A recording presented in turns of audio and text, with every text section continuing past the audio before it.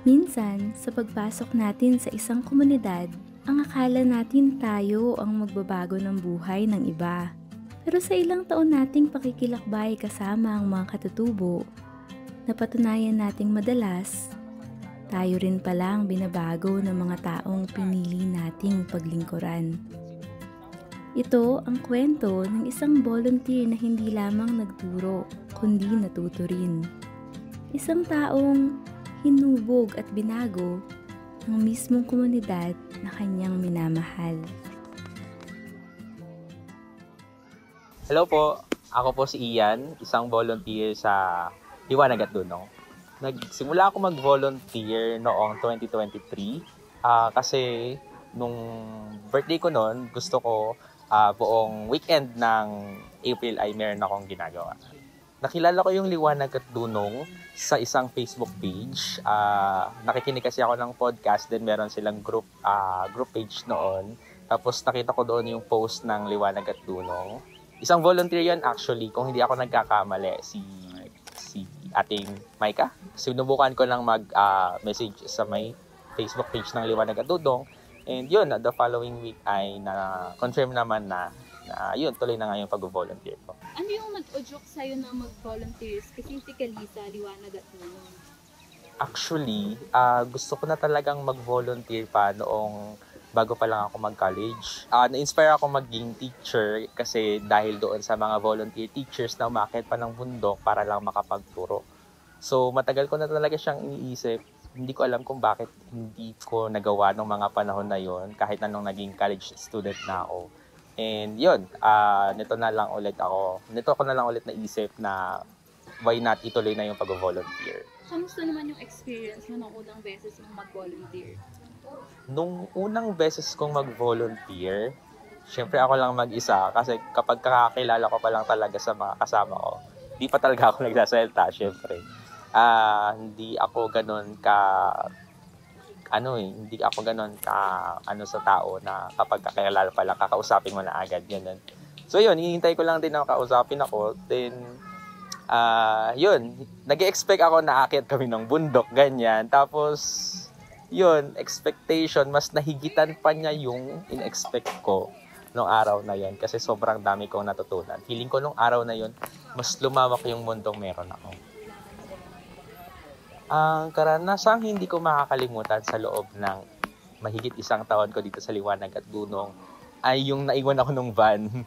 Yun yung pinaka-the best stories siguro so far sa akin.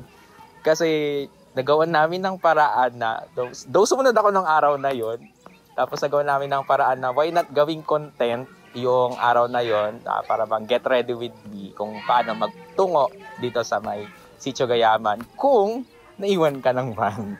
Yun, sobrang sayang experience at the same time, doon ko na-experience yung na-experience ng mga taong nakatira dito. Kasi, madalas sa kwento ko lang naririnig kasi na pagpapasok dito sa commune, rough road, tapos maamoy mo na yung Kalangitan landfill. Doon ko napagtanto na, oo nga, hindi nga maganda yung kalagayan ng mga nakatira dito.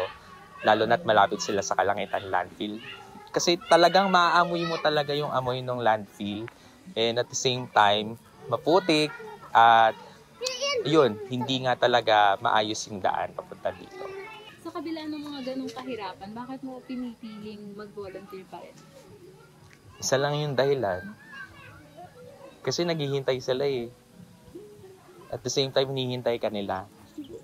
Isa yung dahilan or isa yung rason kung bakit babalik at babalik ka. Lalo na kung maririnig mo mula sa kanila na, Sir, bumalik ka. Pakibilang nga po kung 4 yung nakuha natin. Pero meron bang mga panahong naisip mong tumigil na or sumuko? Tumigil at sumuko. Siguro magpahinga. Kasi maubos talaga yung oras mo sa commute. Lalo na kung i-google mo yung buong panahon at oras mo. Like, Sabado, Linggo na lang yung araw ng pahinga mo and then Monday trabaho ka. Pero yung schedule kasi sa Gayaman or sa Liwanag at Dunong ay Sunday, di ba dapat full rest ka nun eh. Tapos Monday, balik ka na ng trabaho. Pero sa commute kasi, buong araw kang magtatrabaho pa rin. Actually, hindi nga trabaho to eh. It's a devotion. Masaya, napapagod ka pero masaya.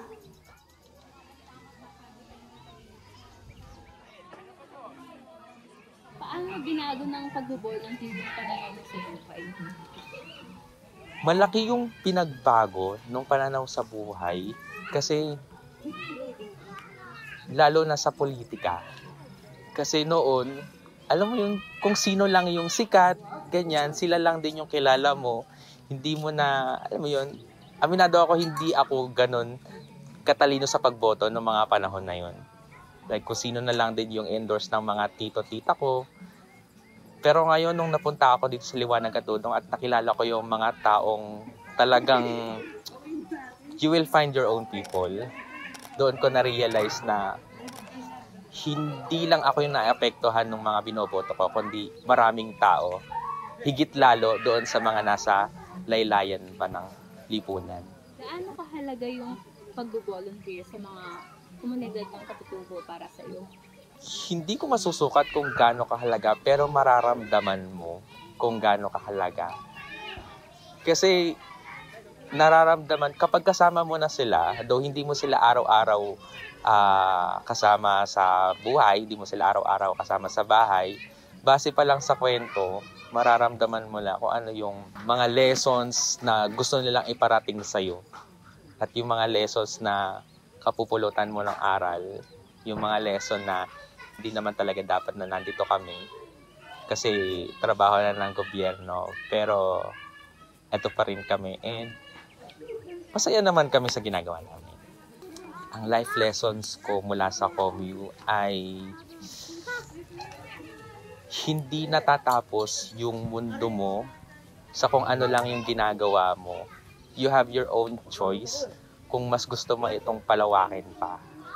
You have your voice kung gusto mong marinig pa ng mas maraming tao, yung mga pinaglalaban ng iba at yung gusto mo ring ipaglaban.